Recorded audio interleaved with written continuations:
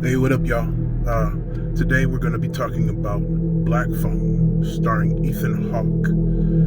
And one thing about it, and this is a spoiler review, okay?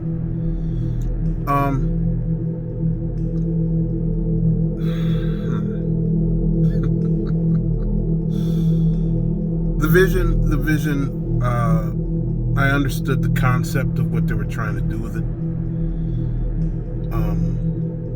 But felt too easy button for me.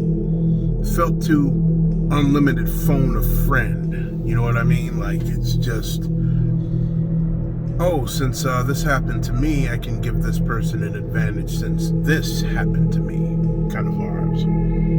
And for a horror film to really work, it's got to have more edge to it than just the prospect of something possibly happening. I mean, give it a little more edge. I wasn't impressed with that. I mean, the only thing that I could honestly say that I was impressed with in that film were certain, okay, it was just this scene. It was this specific scene that impressed me. It was the scene where Finn is trying to sneak past Ethan Hawke's character called the Grabber. God, they could have came up with a far better name than the damn Grabber, Jesus. But it was that scene specifically, right? Where he's walking past him while he's napping and sitting on his chair in the middle of the kitchen with the Oni mask on, all right? That scene was boss. That scene had edge to it. It had that pull where it was just like, oh shit, if he wakes up, that's your ass. And but I felt that it's like that was a cool ass scene. It might be like I peeped that. That was edgy. It felt like it could go unpredictably. You don't know what's about to happen. I liked that. But everything else just felt like lacking. You know what it felt like? I'll tell you what it felt like. It felt like Terminator. What was that one they did in 15? Like with Emilia Clarke. You know, Daenerys from Targaryen from Game of Thrones. Like, it's like, why are we pressing the easy button? That doesn't make shit edgy or thrilling. It's like, give me something that makes me want to get chased or in a sense of not wanting to get chased, but just make me want to run. Like, let me get out of here. Let me get out of here. I don't need to figure this out. Let me get out of here. That kind of vibe. This didn't have that edge. It had like they might as well have called this movie The Blueprint. like, oh, yeah, hello? Yeah, this is how you get out of this? Yeah, yep. By the way, there's something in the wall that I remember putting there. I can't remember it because I'm dead. Yeah, hello? Nah, man, it was on that tip with that shit. It's like, I'd have been like, you better work for yours. I'm dead. Not everybody here is your friend. I could see in some cases I'd have made the puzzles a little harder. I'd have given it reason as to why the black phone is the way it is. There was no explanation as to why the black phone allowed him to speak to spirits that were killed in that place, in that space, and all the kids that disappeared were able to talk to him. It's like, come on. That just don't happen out of nowhere. It's like, come on, give me a backstory as to why this black phone is allowing him to gain access to spirits that so happen to tell him what's going on and how he can plan his escape because they messed up. It feels like somebody that was playing a video game, right? And they were playing a video game and they died, but they knew how they died, and they were like, oh, well, so since my friend's playing it, I can tell him how to level up. That's how the shit felt. No. This movie failed to me. It failed. I'll say this.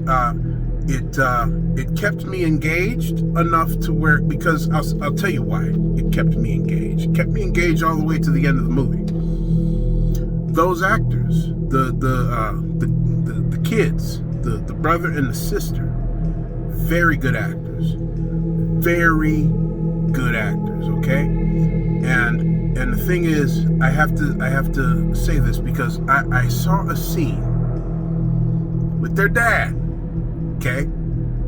And the dad's acting was mud butt. It was just like, what am I seeing right now? There was a scene where he was disciplining his daughter, and I'm just like, no, I'm not feeling that. No, you're too nice. I can already see it. As a director, I'd be like, we got to get back to the chopping block about that one, buddy, because I don't feel that. If you see it, you'll know what I mean. It just felt like, what's this Charles Manson looking cat just faking the funk for? It's like, that ain't moving me. There's some other shit too. But one thing I'm going to say too that's commendable about this film, and I feel like Ethan Hawke did a good job playing the villain. Okay. Only thing that I would change about it is I didn't need to see his face. It needed like almost an anonymity to it. You get what I'm saying? Like, have you ever seen V for Vendetta, right? And initially it was one actor, and then they then switched actors in mid-shooting, while because it conflicted with the original actor's schedule, and they wound up using Hugo Weaving. But in certain scenes where he's like a silhouette, sometimes that original character, I can't think of his name, right? But like a sense of mystery, if it had that, it would have had an edge. It would have had an edge, because Ethan Hawke's acting was good playing this villain. But at the same time, it's like, the grabber.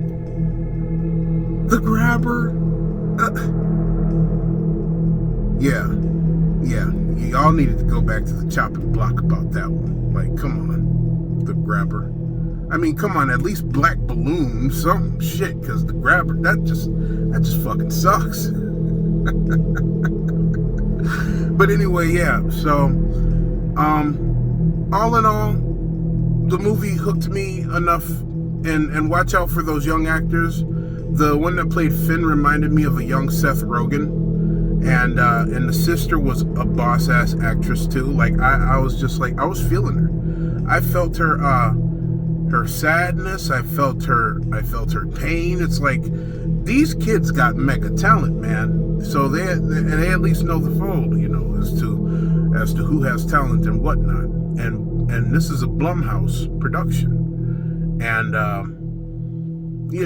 for me, Blumhouse, you gotta bring it.